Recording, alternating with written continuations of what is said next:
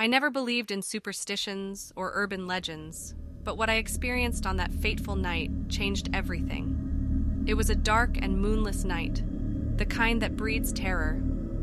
I was driving home after a long day at work, and as I took the desolate highway that wound through the dense woods, an eerie feeling crept over me. My headlights pierced the darkness ahead, but beyond the reach of their glow lay a void of shadows. The trees loomed like sinister sentinels, swaying ominously in the gusty wind. The only sound was the steady hum of my engine, but even that seemed to blend with the haunting silence.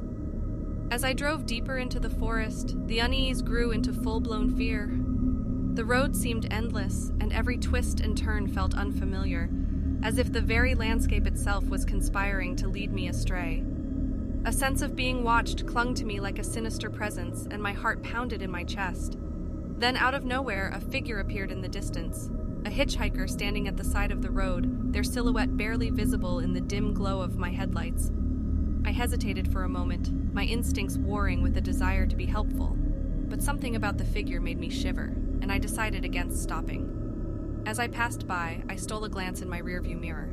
The hitchhiker's form was now nothing but a faint smudge in the darkness. But my unease only intensified. An overwhelming feeling of guilt washed over me, and my conscience gnawed at me for leaving them behind. Yet an inexplicable dread held me in its grip, urging me to press on. The winding road seemed to stretch on endlessly, and time lost all meaning. Minutes felt like hours, and the darkness outside pressed in on me like a suffocating embrace.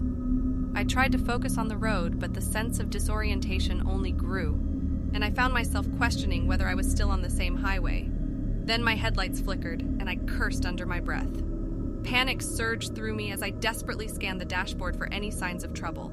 The engine sputtered, and for a moment I feared I was stranded in the heart of the woods. But just as suddenly, the lights returned, casting their glow on the road ahead.